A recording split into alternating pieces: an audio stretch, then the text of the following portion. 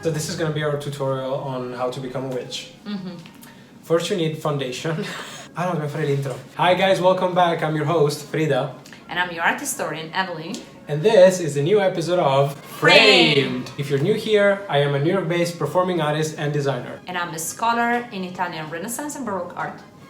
We are what happens when people that read old medieval diaries become friends with New York artists. And we're here to tell you some historical truth. And a little bit of ours. As well as ours. Here on Framed, we like to dig a little deeper in some of the most famous historical phenomenon and tell you what really happened. Ho detto di quelli strafalcioni in inglese nell'altro. Sì. Ho aggiunto, vabbè.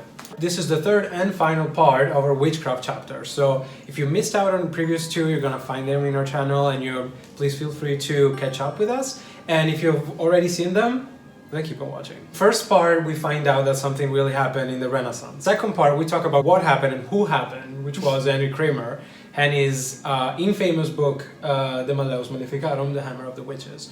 We learned why witchcraft is so dangerous, or they thought it was so dangerous. And we read some quotes from the book, but now you promised us in our previous part that you were going to tell us, because I'm going to say that again, Eveline read the whole thing, how to become a witch, and then we're going to talk about the iconography, where the fashion comes from. I would say, let's start. So now we're entering the second part of the book, and we're going to look at some example of witchcraft in specifics, and we're going to see how this discussion actually influenced the creativity of artists and was one of the major causes of the hysteria against witches. So let's look together at this image by the Venetian engraver Agostino Musi called Veneziano. As you can see, as in Duran's second print, the witch is an old ugly woman with her mouth open and the flowing hair. She's pulled on a chariot made from the carcass of a monstrous creature, and she's accompanied by men, children, animals, and instruments. Many of these details find correspondence in particular sections of the second book, as we will see. So now the most curious part of the book. What do you have to do to become a witch, according to Kramer? Of course, Kramer, as I said before, was actually taking information what was the folkloristic idea of the witch. It's not something that he invented. He never invents much, actually. But these are the two most important steps. First of all, three most important steps, actually. So first of all, the individual has to renounce officially to their own faith. And that happens according to a ritual that it's mocking a Catholic ritual, usually. So like, for example, the ritual of the Mass. And most of festivities of witches actually happen in very famous Christian holidays, during very famous Christian holidays. Second thing, the witch, the woman, has to basically sign a pact with the devil and offer her body and soul to him. And how that happens is by having a carnal act, an intercourse basically with the devil. Sex. Which is the part that seems to me Henry Kramer really enjoyed describing. He described. No, it did not describe, but it's mentioned several times, this carnal act. So every woman has to have sex with the devil in order to become a witch? Yes, so there's also the kissing of the back and other things. Okay. Kissing of the back? Yeah. They have to kiss their body parts, lower body parts. Like usually you kiss the Pope in the hands, so the devil has to be kissed. I told you, it's That's kind of funny. It's okay. Then the third things, it's the witches had to kill some children, cook them, and use their limbs and bones in order to make a sort of like unguents.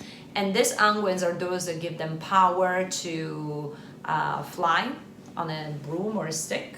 And it gives them other hidden knowledge and allows them basically to know the occult, basically. So the infanticide is a very important part of the ritual. If you want, there is actually a description about this coming from the book. Let's read it together. Okay.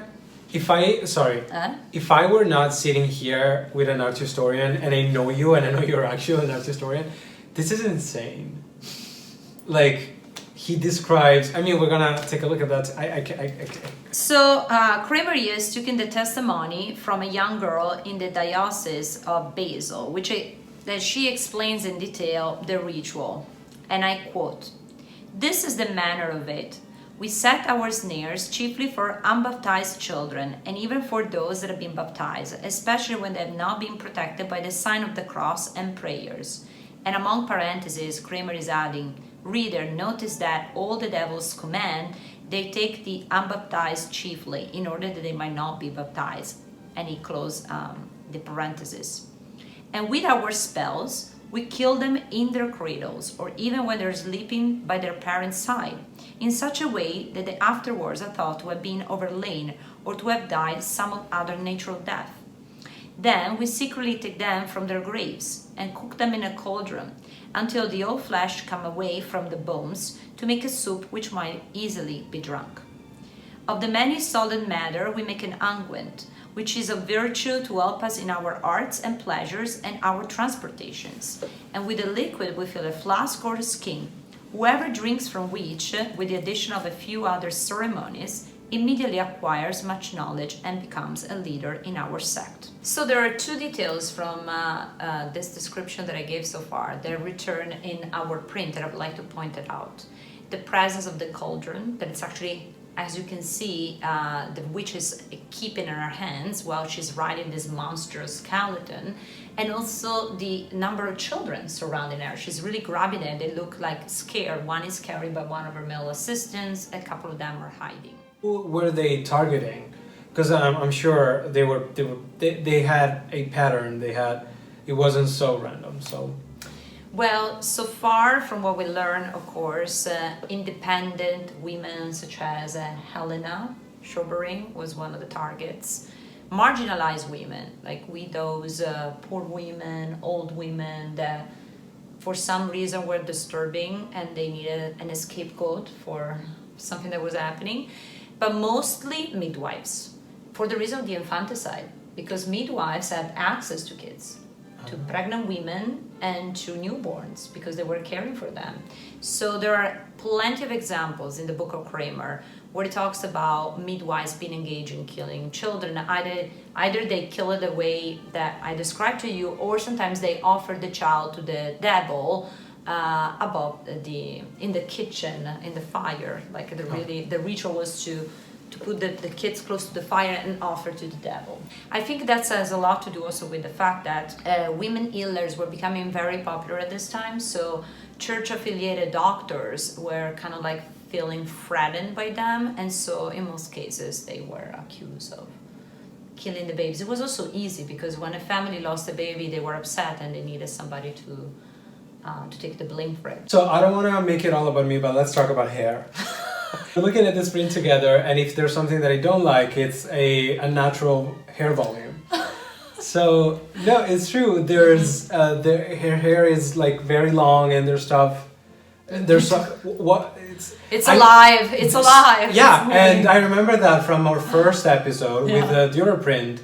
The hair was flowing in a different direction. So there are two details about the hair of this witch by Veneziana, which is interesting. First of all, it's extremely long and wild. But also there's some, I don't know if you noticed, there are some clouds intertwined with the hair, and those clouds seems to come out from the cauldron. That's another detail that comes from the book of Kramer, that they believe that witches really cause hailstorms, lightning, and all bad weather in general. So that can be a reference to that fact, for example. And even in the print by Dürer, there was some rain coming out from the sky. So witches have the power to influence nature, but influence nature in a bad way, to ruin, kill animals, ruin the crops, cause famines, and so on. Okay, so also the other thing is that hair has a sexual component. Only young virgins were allowed to wear their hair down, flowing down, because it was kind of like a way to attract men. But once you were married and once you have a certain age, especially for old women like witches, you were supposed to have your hair up.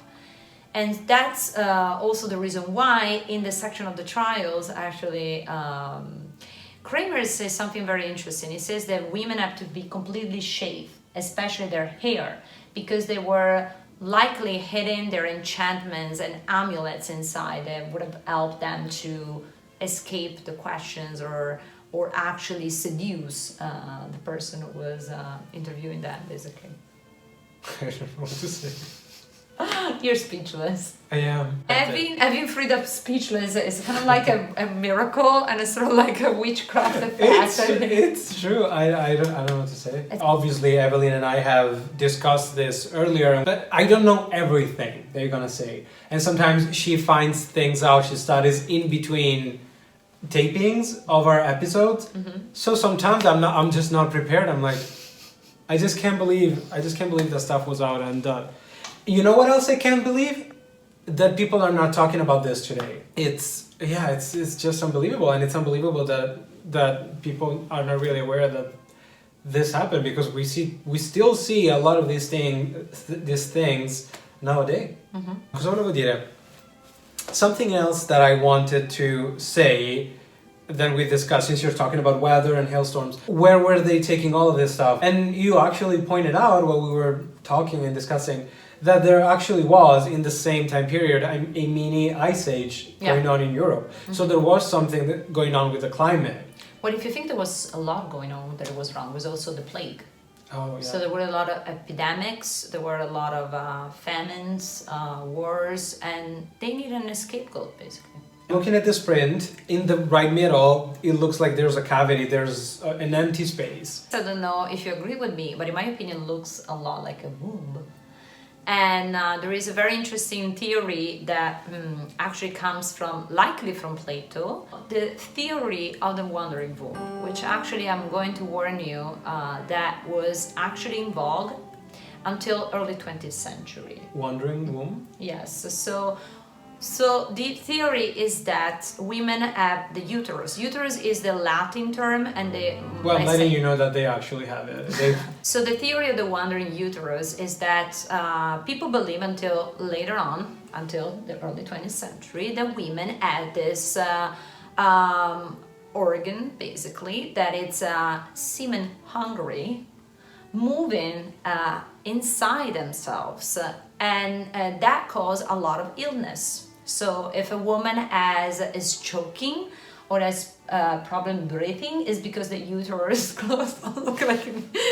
He's looking at me like I'm crazy. It's because she adds pieces. I know certain things. I don't know everything. I didn't know, because the first thing that I heard about the semen hungry wandering uterus, I was like, well, that's exactly how it feels. But the choking, yeah.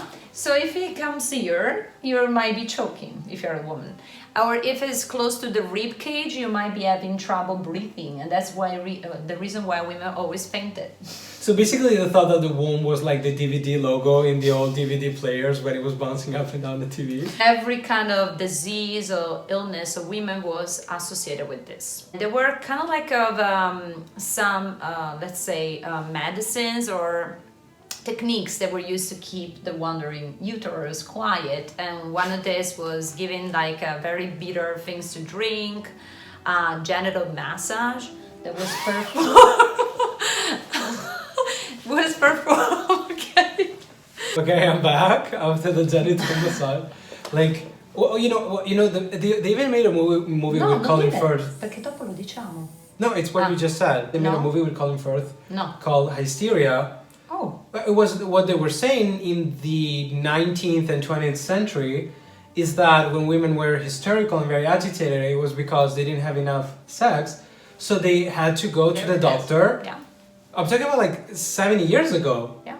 Maybe even less. They had to go to the doctor, and the doctor would masturbate them, and then they would feel better. That's exactly the genital massage that I was thinking about. But the problem is that it was not only performed by men, it was also performed by midwives. Okay. The most effective way to keep the wandering uterus quiet was the triad of marriage, intercourse, and pregnancy. That kept them quiet. What if men had a cough? What was that? The wandering But anyway, so this theory is reported by Kramer, because Kramer says, and which I told you before, that he is constantly repeating the fact that women have this insatiable lust, and he said the problem is the mouth of the womb. And I'll let you imagine what's the mouth of the womb then. The other thing that it's connected is the image of collecting penises, which we have here. The witch was a collector of penises. Friday night in the village. My Spanx are keeping my wandering uterus quiet. Another image that comes together with the mouth of the womb is the witch. Don't look at me like this. The witch is a collector of penises. We can do it. Kramer says that the witches were able to not really take away the member from a male body, but they were giving the illusion to them that they lost them, and they were collecting them. And now I'm reading you a very interesting passage related to this. Kramer narrates that witches, and I quote, sometimes collect male organs in great numbers, as many as 20 or 30 members together, and put them in a bird's nest or shut them in a box where they move themselves like living members and eat oats and corn, and has been seen by many and is a matter of common report. End of quote. And I'm showing you this quote with a beautiful image of illumination coming from the Roman de la Rose, of this very famous medieval super misogynist work. Yay! The idea of this collection of fallows or Fallow Tree was not invented again by Kramer. It was quite popular in medieval secular imagery. Scholars disagree about what the meaning is. There are several interpretations. I think the most convincing one is that it's a symbol of fertility, of course. So, but in the case of the image that I showed to you, which is by actually Jeanne de Montbaston, who was actually a female illuminator, was working with her husband in Paris, and here she's decorating the margins of the Roman de la Rose that I told you was this misogynist book. She actually might refer to the male creativity in the way she's responding, let's say, using an image as a joke, because the author of the book talks about his ability to write and the ability of men to write as an act of penetration. So the pen is compared to the penis and is a sign of male dominance. So by showing a woman collecting penises, I think that she was hinting that even women can do that. You know, they can pick them from trees, something like that. A funny way to respond. Okay, I think now it's time to conclude with our 3 parts episode. No? Oh my god, I'm gonna miss the witches. I know, me too. I think we should just conclude by I like to always conclude the returning a little bit at the beginning. So I would like to emphasize the fact that there is a very thin boundaries between good magic and bad magic in the Renaissance and the Baroque. And Basta che mi stai un po' più fiera. Più fiera di essere in baseggio. Ok. Anche un po' 3/4. Fiera 3/4. La mia personal trainer mi diceva sempre fiero col petto, su col petto, perché io tendo a andare in giro così. So I think it's good to conclude by doing a little circle, talking about the womb of the witch before. We talk about the fact that at the beginning there is a very thin boundary between good magic and bad magic, and there's also a very thin boundary, especially in 17th century Italy, between what was called alchemy, astrology, scientific studies in general, and witchcraft. And I think that the 2 images that I'm going to show you really make this point very strong. So the first image is by this Dutch painter called Bamboccio in Italia. It's kind of like a nickname that was given to him because of his look. He was not really particularly attractive. He had a very short chest and very long legs. So it was kind of like a puppet, looking like a puppet. That was me, Bamboccio. And he was doing all this kind of like a genre scenes, which are kind of interesting. The image that we're looking at together now is himself, is a self-portrait of himself, playing with alchemy, but making a mistake of summoning the devil.